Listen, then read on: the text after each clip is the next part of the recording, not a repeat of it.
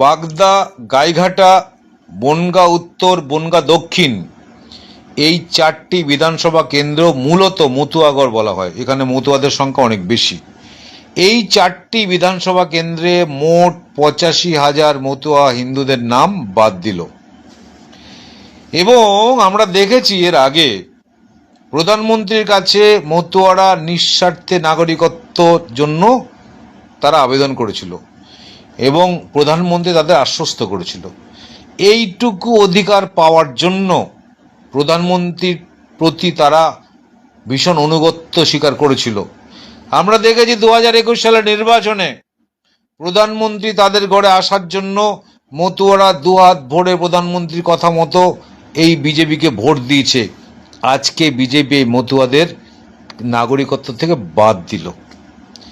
আমি প্রশ্ন করতে চাই শান্তনু ঠাকুরকে, আপনি তো বলেছিলেন এখানে রোহিঙ্গা বাদ যাবে, রোহিঙ্গা বাদ যাবে, হিন্দুদের কোনো ভয় নেই বলেছিলেন। এবং অসীম সরকার, হরিণঘাটা বিধানসভার বিধায়ক, তিনিও বলেছিলেন রোহিঙ্গা বাদ যাবে, রোহিঙ্গা বাদ যাবে, হিন্দুদের কোনো ভয় নেই। এবং শুভেন্দু অধিকারী বরাবর বলে এসছেন হিন্দুদের কোনো ভয় নেই, কিন্তু বাস্তবে আপনারা শুধুমাত্র হিন্দুদেরই বাদ দিয়েছেন। শান্তনু ঠাকুর আরো বলেছিল 50 লক্ষ যদি রোহিঙ্গা বাদ যায়, তার মধ্যে যদি 1 লক্ষ মতুয়া বাদ যায়, সেটাকে মেনে নিতে হবে। তো শান্তনু ঠাকুর, আপনার 50 লক্ষ মতুয়াটা কোথায়? 50 লক্ষ রোহিঙ্গা যে বাদ দেওয়ার কথা আপনি বলেছিলেন, সেই 50 লক্ষ রোহিঙ্গা কোথায়? শুধুমাত্র হিন্দুদের বেছে বেছে বাদ দিয়েছে। আপনাদের মুখে কোনো আওয়াজ নেই, আপনাদের মুখে কোনো আওয়াজ নেই। আপনাদের ন্যায়, নৈতিকতা, আদর্শ, আপনারা কোন পরিবারের ছেলে সব আপনাদের ভুলিয়ে দিয়েছে। আপনারা এখন কিচ্ছু জানবেন না। আপনারা একটা কাঠের পুতুল মাত্র। মোদি যেভাবে নাচাবে সেভাবে নাচবেন, নদীর সোয়ালে আপনারা শোবেন। মোদি যদি আপনাদের উলঙ্গ করে রাখে, উলঙ্গ করেই থাকতে হবে।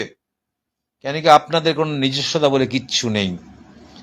যে মতুয়া সম্প্রদায়ের মানুষ আপনাদের ভোট দিয়ে জয়যুক্ত করেছিল, আপনি মন্ত্রী হয়েছেন, বড় বড় গাড়ি করে ঘুরে বেড়াচ্ছেন এবং এলাকার উন্নয়নের টাকা মেরে সাফ করে দিচ্ছেন।